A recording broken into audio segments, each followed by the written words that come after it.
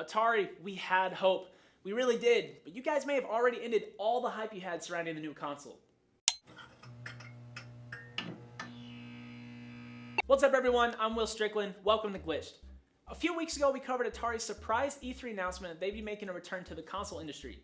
Very little details were offered at the time other than the system being PC based, and that's probably going to be called the AtariBox.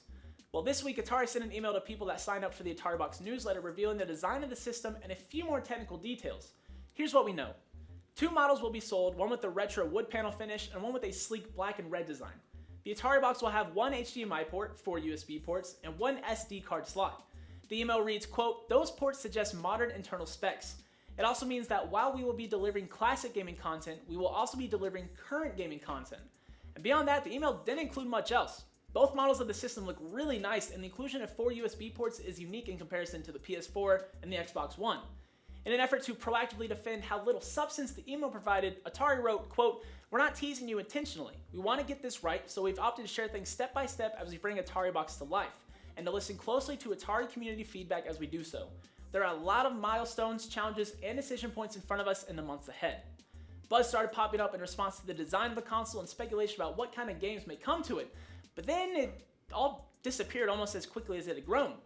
Gaming news sites started reporting that a note sent to investors in June included a very important detail that was left out of the email to consumers. The note states, quote, "To limit risk-taking, this project will initially be launched within the framework of a crowdfunding campaign." Can you hear that? That's the sound of an excited market of people collectively sighing. But not necessarily a sigh of disbelief, more so a sigh of exhaustion.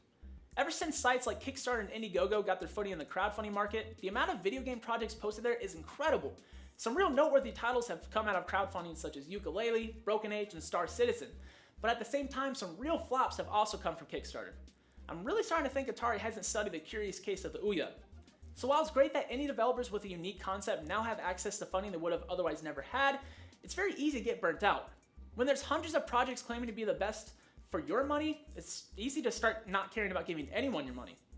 Using a crowdfunding method says a few things about the AtariBox before Atari says it themselves. First, it will not be able to compete directly with Sony or Microsoft. The vast majority of crowdfunding contributions are $10, $20, $50, maybe $100. If the AtariBox's hardware was on par with the 2 leading consoles, it will likely be $300 to $500.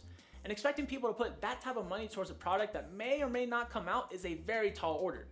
Plus, giving $10 towards a game can usually get you a digital copy of the final product. If you put $10 towards a console, what are you going to get? A keychain, a few stickers? Secondly, and probably the most damaging, is that a crowdfunding campaign means Atari does not have the backing of investors, which means they don't have the backing of big-name studios. The note Atari sent out to investors says that development will initially use a crowdfund strategy. Maybe Atari has some investors ready to jump in once the product has gained a certain amount of money. But again, the definition of crowdfunding means nothing's guaranteed. What if Atari doesn't meet this hypothetical threshold they need for more funding? Do they cut the specs in half and just bank on getting a Minecraft port? The Ouya failed despite a decently sized library because there were few standout titles.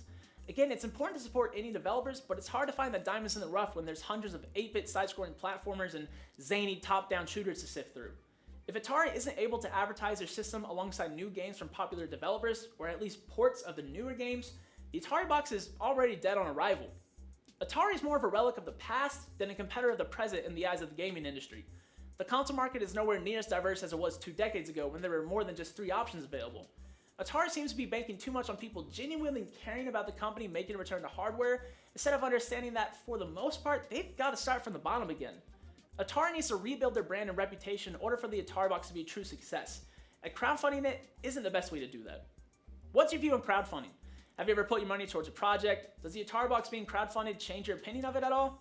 Let us know in the comments down below or on our Facebook page at facebook.com/glitch.news. You can also go to watchapptv.com to check out our past episodes and keep up with all your gaming news. This is Glitch. Thanks for watching. Console industry. Very little. Hold on. Ugh, I had like a burp in my throat. All right.